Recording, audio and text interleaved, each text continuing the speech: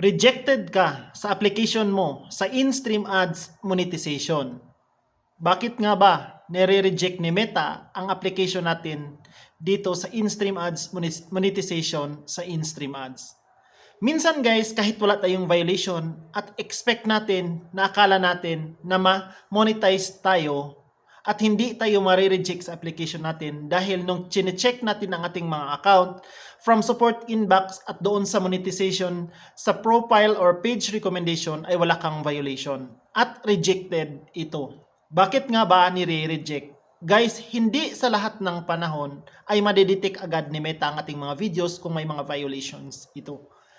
Katulad sa akin noon, kahit walang violations ako at nag-apply ako ng in-stream ads monetization dito sa social media or dito sa mundo ni Meta, ay rejected ako. Bakit nga ba? Dahil nung nag-apply ako ng in-stream ads monetization, doon pa lang niya nakikita na may mga videos ako na mali. Katulad lang ng mga unoriginal content. Yun ang pinakaunang dahilan dyan guys. May mga unoriginal content kayo. Kapag nadidetect ni Meta na may mga unoriginal content kayo, siguradong rejected kayo. Kahit hindi pa yan nakikita noon. Kasi ngayon guys, kapag nag-apply tayo ng monetization dito sa in-stream ads, ay i-check niya lahat ang mga post natin, from post natin yung mga text or mga videos natin. Chine-check niya lahat yan kung may mali ba o wala.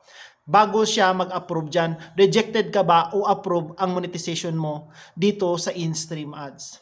Pangalawa, baka may mga recent violation ka. Kapag may mga recent violation ka at makikita niya ito, siguradong hindi ka talaga niya i-monetize kasi may mga recent violation ka pa na hindi pa nawawala. Pangatlo, may mga dahilan din guys na kapag kayo ay gumagawa ng mga maraming account. Kapag may mga marami kayong mga account noon na ginagawa at iisa lang ang number na ginagamit ninyo na gumawa kayo ng bagong Facebook page. Minsan kasi guys makikita nila, lalong-lalo na kapag magkapareho ang pangalan. Kaya chine-check nila ng maayos at yan minsan ang dahilan na hindi tayo mamonetize ni Meta dito sa in-stream ads. Pang-apat, yung mga pangalan natin guys, kapag profile ang ginagamit natin, kailangan nating ilagay ang tamang pangalan natin. Wag na wag mong sasabihin na nakalusot si ganito, nakalusot si ganyan. Kasi ngayon guys, kailangan na talaga kapag Facebook profile ay kailangan na talaga totoong pangalan ang gagamitin mo.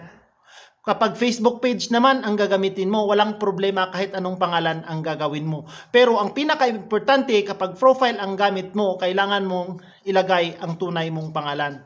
Guys, wag nyo na namang sasabihin na may nakakalusot kasi si ganito, si Tampulana, si ganito ay nakalusot kahit hindi niya totoong pangalan.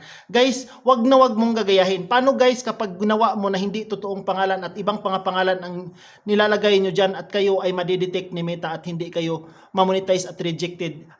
Tandaan natin ang pagsisisi ay nasa huli. Kailangan nating makinig kung ano ang sinasabi ng iba kasi yun talaga guys ay nangyari na. Yun lang ang masasabi ko. Kaya yan ang mga dahilan kung bakit rejected tayo sa ating monetization sa in-stream ads. Yun lang guys and have a nice day. Please follow, like, and share para update kayo sa susunod na videos. Maraming salamat.